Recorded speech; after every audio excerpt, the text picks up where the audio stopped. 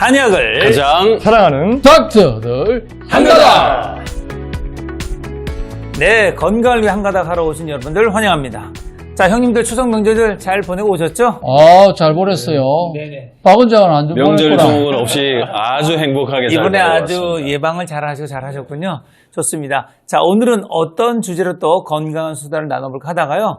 저번 시간에 저희가 말씀드렸듯이 명절 증후 증상 때문에 오시는 분들도 많지만 또 만만치 않게 많은 게 이 소화불량이나 배탈 증상을 오시는 분들이 많거든요. 그래서 오늘은 이와 관련된 내용을 얘기해보면 더 좋을 것 같아서 오늘은 소화, 배탈 나고 이런 쪽으로 주제를 잡고 오늘 설명해 보도록 하겠습니다.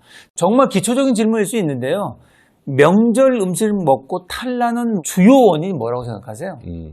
그러니까 옛날에는 네. 두 푼어치 우리가 일하고 한 푼어치밖에 먹지 못하는 과로와 영양 부족의 환경에서 네. 명절이라고 하면 그동안 못 먹었던 고칼로리 음식, 네. 기름진 거 이런 것들을 이제 먹는 시기잖아요. 네. 그러니까 이제 명절이 못 먹던 시대에는 기다려지고 그때 음식으로 축제 같은 서로 먹게 되면 많이 먹고. 네네.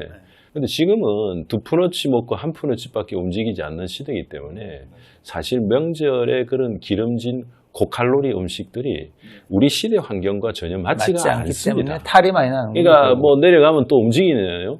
뭐 오랫동안 움직이지 않는 상태에서 운전해서 가서 또 친척들 만나서 앉아서 또 먹기만 하고 그게 다 옛날에 고칼로리 기름진 음식 먹으니까 이거는 현대의 삶과 명절 음식의 궁합이 안 맞다. 그 과정에서 살도 찌고 여러 가지 탈이 날 수밖에 없는 구조가 만들어진다. 저는 그래서 이렇게 이제 소화 쪽 환자들이 이제 많이 올 수밖에 없다는 건데요. 자, 그러면 우리 시청자분들께서 아마 많이 이제 들어보시고 하셨을 텐데 식적, 담음이다, 습담이다 이런 것들 때문에 이 소화기 문제가 많이 생겨 이런 얘기를 많이 하잖아요. 이런 거에 대해서 한번 천천히 한번 우리가 풀어서 우리 눈높이 맞춰서 시청자분들한테 전달해 줬으면 좋겠습니다. 반드시 우리가 병의 원인이나 증상을 이해해서 근본 치료하고 하려면은 한의학적 용어도 아셔야 됩니다. 그런데 우리가 뭐 너무 일반화돼 갖고 고혈압, 당뇨, 고지혈 이런 거 많은데 우리가 이제 해야 될 역할인데 어렵지가 않아요. 그런데 이제 그걸 안 듣다 보니 어려운데 우리가 모든 병의 원인은 세 가지밖에 없어요. 음식에서 오든가 아니면은 피가 탁하든가 아니면은 그 림프, 독소로 오기 때문에 그걸 이제 한의학에서는 알았기 때문에 이제 음식적이고 피가 탁해서 오는 게 오열이고 그 다음에 그 외에 이제 독소로 오는 게 담음이라 해서 림프 쪽에 오는 건데 그렇기 때문에 이제 이거를 우리가 한의학 용어만 알면은 원인과 증상과 치료와 결과를 알 수 있기 때문에 진짜로 일타, 사피를 얻는 거기 때문에 꼭 아실 필요가 있습니다.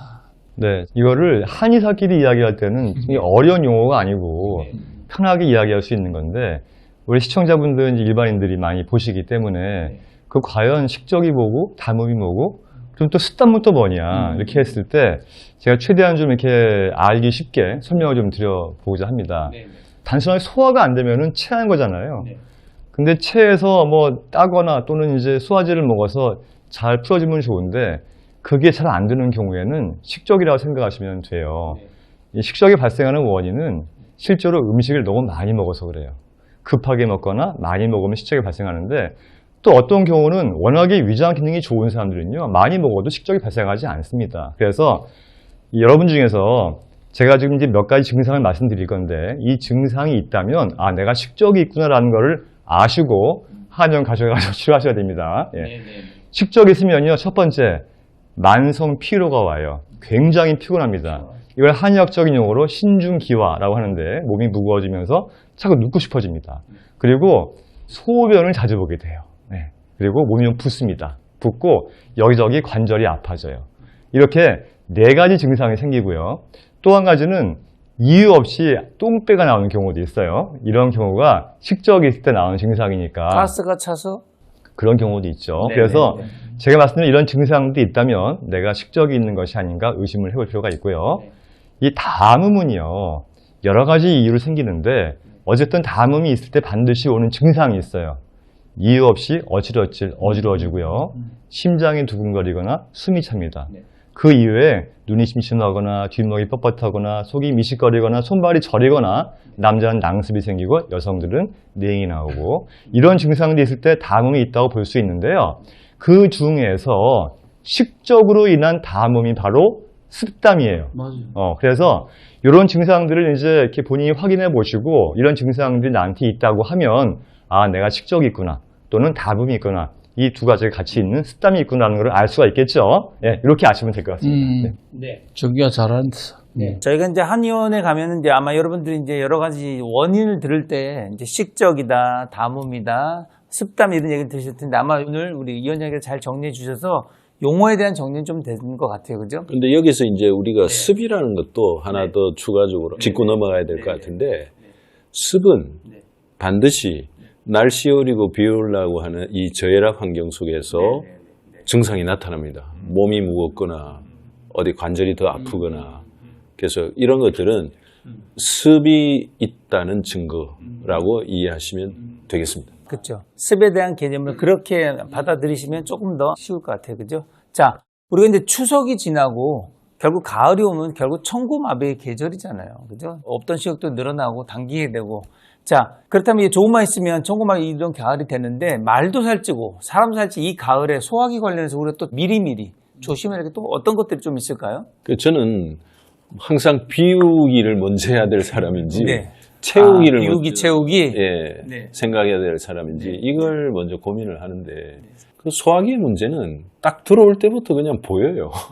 마르고 예민한 사람들.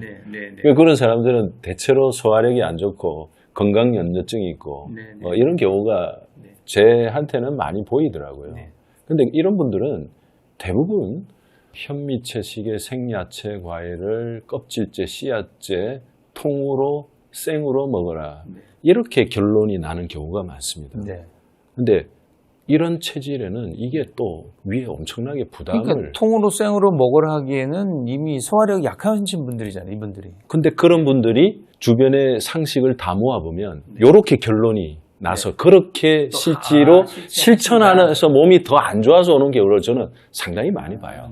그럴 때 한약이 필요한 거니까 한약 드시면 되는 거죠. 그래서 그런 분들한테 현미를 먹을 것 같으면 항상 30번에서 50번 씹을 자신이 있으면 먹든가 아니면 12시간 이상 불려서 압력솥에 푹 쪄서 먹든가 아니면 싹을 틔워서 발화현미 쪽으로 먹든가 그것도 다 귀찮으면 차라리 백미를 먹어라. 저는 이렇게 얘기를 차라리 백미를 먹어라. 그러니까 위에 편한 게 그 사람들한테는 최고거든요.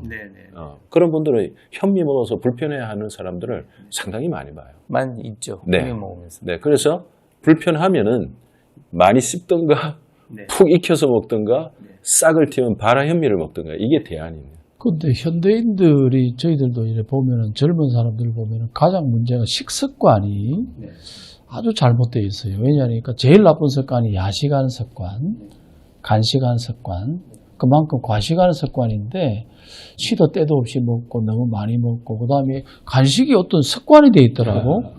그래서 식적이 안 생겨서 담음이라든가 습담이 안 생기는 가장 큰 비결은 반대로 정확한 식사 시간에 좀 적게 먹으면서 간식을 안 하게 되면은 몸이 바뀌어요. 그 다음에 나이가 드신 분들은 굳이 많이 안 드셔도 돼요. 우리도 이렇게 보니까 이제는 소화 흡수 배설할 수 있는 힘이 떨어져요.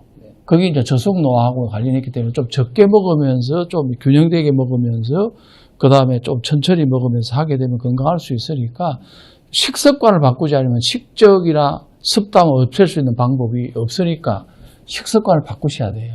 식습관을 바꿔서 아예 그 원천적으로 좀 줄여보자. 제가 아감 한우들한테 아침마다 귀에 딱지가 않게 이야기하는 건 뭐냐? 무슨 얘기세요? 천천히 먹어라. 천천히 먹어라. 예. 꼭꼭 씹어서.